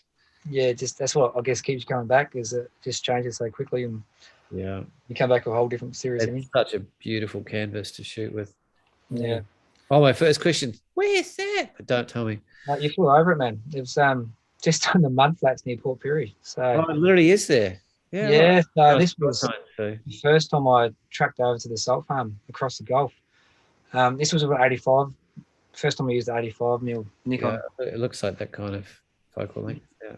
Yeah, so beautiful detail. I do want to get back out there and just follow that coastline on high. I'm not sure about tides. I've got to do a bit of research. But could work either way, I think.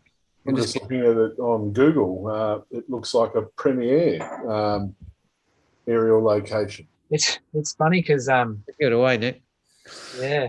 Be like, well, guess what draws me to those places? Well, I'm from near there, but I love the fact that no one else, well, not many people have shot it. I love to go to Shark Bay and do some of that stuff, but I love the exploration side of things. Where just, like the first time I went up to Port Augusta and yeah, I just love that, exploring things and coming back with unique images.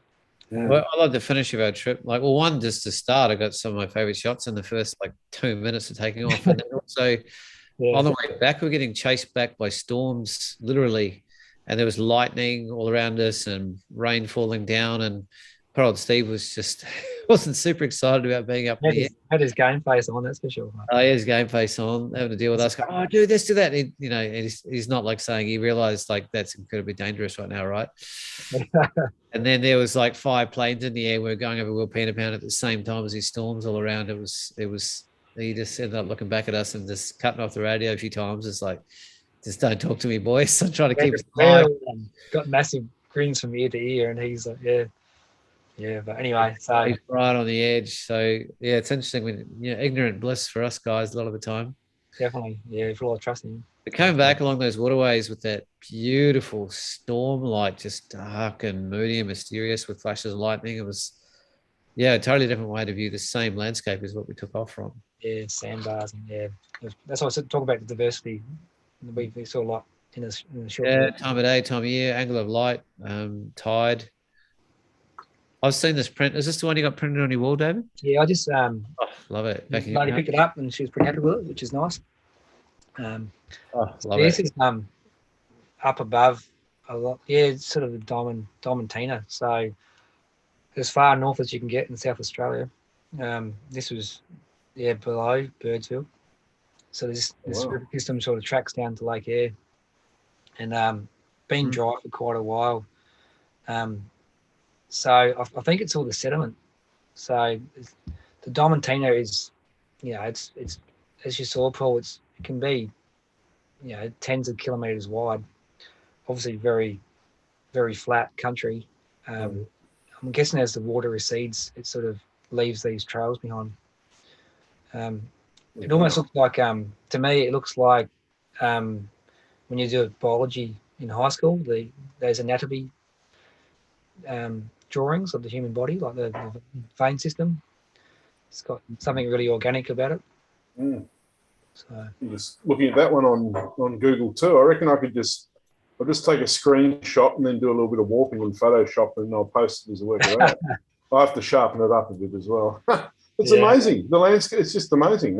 It is. Once you zoom in, it's incredible. Oh, you should see the print of this, Nick. It's astounding. Yeah, it's yeah. I'm just trying to find the actual branch. No, I'm joking. It's just beautiful, and I can't believe the landscape. Now I'm looking at it closely. It's incredible. So I wasn't sure what we'd see. This is the I planned a couple of big trips over the years with a couple of mates from work who are just passengers who just loved getting away. And this was their second trip, and we sort of pushed right up the furthest we'd been up past Birdsfield, and specifically to look at this channel country. And I didn't really know what I'd get. You can look it on Google Earth, and you don't really know, do you, Paul? What it'll change seasonally so much. But it was just different. Yeah, pretty epic. And again, what I like about it is not many guys travel up that far. Well, it's pretty remote, mate. Yeah, it is pretty. It's a bit of it's a fair bit of planning involved, and a lot of. I mean, it's got to be one of the more remote areas to fly in Australia to some extent. Yeah, she's right out in the middle, isn't it? Really. So. Yeah. So anyway, it's sort of like a bit of a snapshot of. I think it's the last image. I know a couple to go. So yeah, that's the last of the aerial images. So I'm pretty keen to keep on trying to push out to these remote places and discover a few new things. So, and we'll get to the Coopers next time, Paul. So hopefully, yeah, fingers crossed, mate. That was a bit of a bummer, but we'll talk about that on a show. But leaves more mystery. That place is about to get all flooded to hell, I think. Yeah, it's pretty crazy. On the looks of things, what's heading down its way. And I just thought I'd finish with 2 infrared images from a new camera. So this is the first little shoot I did around the Barossa. It's just experimenting a bit with conditions and seeing what works. So generally you need some direct sunlight. Yeah, that's one of the main things I found most people have suggested about infrared. It doesn't work on just flat overcast lighting too well. Yeah, so is that fair to say? Yeah, I think so. Well, that's what I've seen. It's funny because sometimes you see the images which are just blue skies, which obviously turn black, and they're pretty. Like, I don't know. I like this bit more subtlety. Like I like the stormy skies with the infrared. I wasn't sure how it would work because the white on white with the foliage and the white clouds, but yeah, it's just a bit of experimenting really to see what's going to work, and so just sort of starting on this infrared journey to see where it goes. That's a good start. Thanks, mate. Yeah. Beautiful. I'm still learning how to process the images, what to do, and yeah, I mean, Peter talked a little bit about his workflow, but there was a bit to it. I mean, Peter's main aim, Peter Hill, was the conversion to pure black and white. He wasn't necessarily. He was using it as a vehicle to move into the monochromatic realm rather than trying to be a purist infrared looking aesthetic to his work, which I'm probably more interested in that as well, actually, to be honest. Yeah. So yeah, I'll be playing around a bit this winter, hopefully. I think this is I had a screw-on filter, which I found quite hard to use because you had to pre-focus it and then screw on infrared filter, and then the exposure became quite long because it's quite a dense filter. So this is shot over on the Eyre Peninsula. Which so just to go back a step for viewers, you can actually, without converting your sensor to infrared, you can actually buy an infrared filter to put on the end of your lens, but they're not easy to use for the reasons that David just described. They block a huge amount of light, and they're usually difficult to focus through, and it's a little more hit and miss. So I found if I use a longer, like a f16, like that sort of aperture to give me more depth of field, it'll be a bit more forgiving with the focus. Gotcha. Because the focuses infrared light focuses differently to UV light. What was the sky doing in this shot in real life, so to speak? Blue skies and some wispy clouds. So I think this was like a 30-second exposure. And when kids were in the car again a few years ago, when I got back to Cumbie Bay where we were staying with our in-laws, I was looking through, and the images were, when you get them in the camera, they're red. So I was just converting the images to black and white in the back of my camera. And then I got super excited about this angel cloud. That's what I sort of saw, an angel flying over the old church. And it's just a classic old church, I think, sort of middle of nowhere, white picket fence. Reminds me of the Guns N' Roses November Rain video clip when Slash is playing guitar out in the field in front of the church. But yeah, so that's sort of one of my earlier infrared images. So yeah, I think that might be the last one. Yeah, that's it, boys. There you go. Well done. Do you want to put up your website, David, just so people can see it? Yeah, you just fire it up and it'll come up on you. It's very out of date.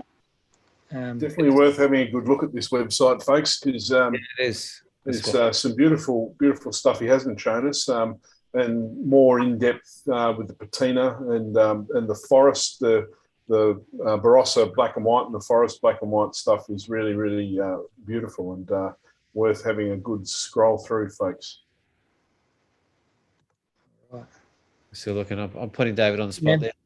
There you are. So here it is, boys. Yep. I'll just share my screen, should I? Or Yep. Where's that gone to?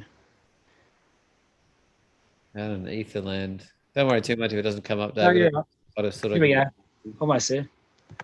Just have to do a couple of things, mate.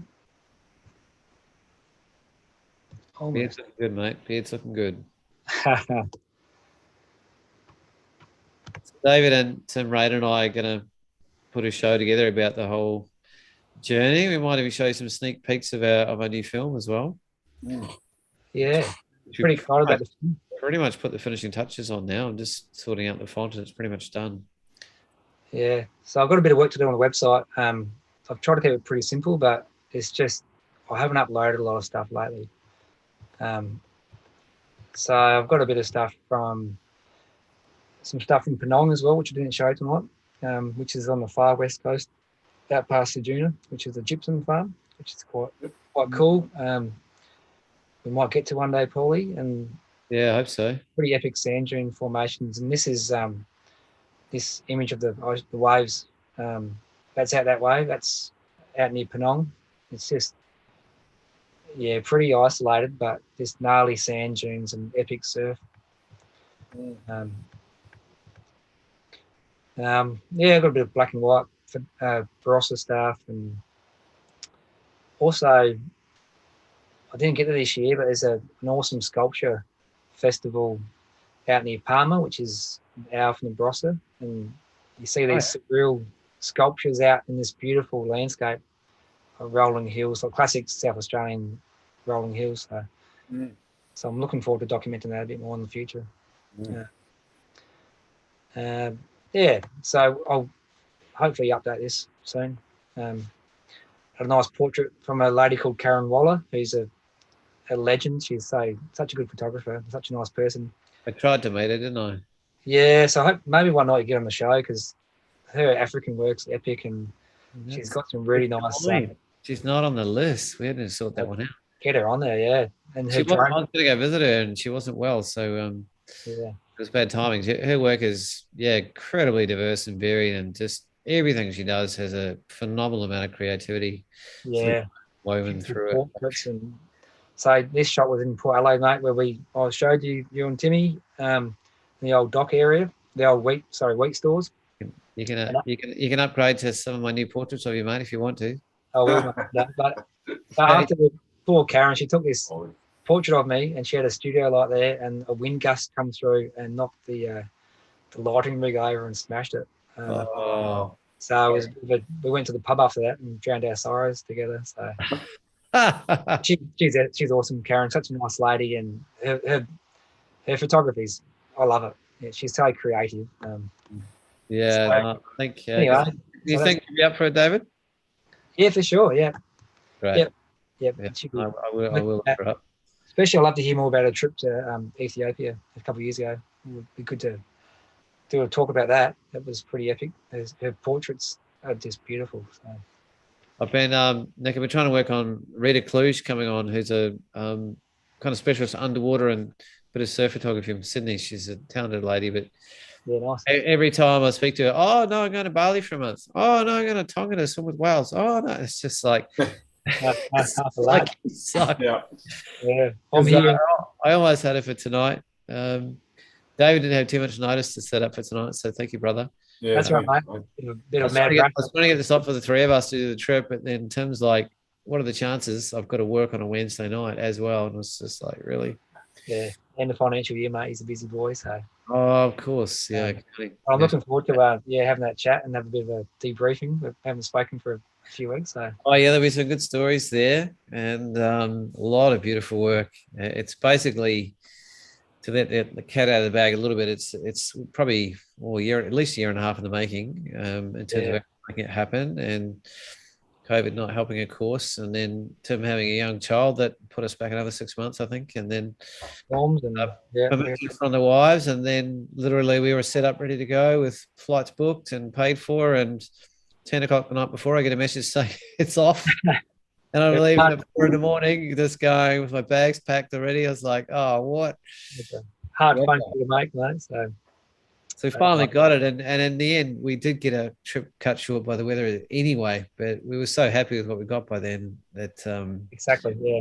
We were all more than happy. And as you'll see, like that weather actually made a lot of really unique photographs we probably never would have got otherwise. So, but that far. Oh, that'll be a future show. Oh, absolutely. Yeah. And that's coming up as soon as we can line up the dots with Tim. Should be, I reckon the next month we'll get it up, I reckon. So we're looking at Ian Rolfe on King Island for our next show on the 29th. So that is a place that Luke and I have been frothing to get to for, well, in my case, 24 years. And on just quietly on the nose, we're actually trying to set up a workshop over there at the end of the year as well with Ian. And he's done 25 workshops, I think, there. So King Island is off the northwest tip of Tasmania. It's not a highly visited place, but it's in a pretty wild, dramatic kind of elemental sort of place at the very least. And the island chains of Tassie are just probably not like many places in the world. They just have their own unique characterizations. So really appreciate your time, David, and taking away from the family. Thank the missus and the boys and the crew for letting us drag you away. They were asking about you, mate. So little Chloe said, when are we going to see Paul again? So that was nice. Yeah, oh, nice. I did a photo shoot of the family before I left as a thank you for putting up with me for 3 days. 3 days in their driveway. It was well worth it, mate. The photos are beautiful. So we're pretty. Yeah. I let myself loose. I had 3 days with the kids, and I started getting used to their kind of personalities and their daily kind of habits and things they love to do. And I just kind of sat there quietly with the 85 on and silent, and just letting images sort of pop in as they came, which is a bit of a different style from a formal portrait shoot. And that's nice. Yeah, it's a real honest kind of inside kind of look at family life, which I personally really enjoy. You can't just walk in and do that. You've got to spend time. For sure. And glad you enjoyed them, brother. Well, the pleasure's all mine. Thanks for inviting me on, Paulie, and nice to meet you, Nick. I'll hopefully meet you in the flesh one day. Yeah, absolutely. Brilliant to meet you too, mate. I'm, really interesting to hear your journey. It's got a lot of echoes of my own, so that was really interesting to hear, mate. And just beautiful images, just fantastic, mate. Very much appreciated, Nick. Yep, and look forward to perhaps seeing you down here at some stage, or me getting over to South Australia, which is probably less likely. Well, mate, we're happy to host you. Hello, mate. Oh, brilliant. All righty. Yeah, cheers. Hey, Nick, thanks for getting back on the show tonight, Nick. That was great. It would have been a bit... Oh, yeah, sorry. Life's throwing all these curveballs to all of us, isn't it? Sure is, yeah. Oh, yeah, it's a curveball fest out there, mate. I don't think it's finishing up anytime soon either. That's just kind of how it rolls now. Yeah, very true. All right, no worries. All righty. David, we'll see you soon on the next show with Tim. Sounds good, guys. Yep. And in the meantime, mate, keep working on that. Yeah, just work of art, mate. Oh, it's a work of art. Yeah, a bit about the grey, but anyway, we're right. And love to the family, hey? I'll send on. No worries at all. All right. Thanks, guys. That's you. Bye. Bye, everyone. Yeah. All right. Good night, boys. Good night. Good night.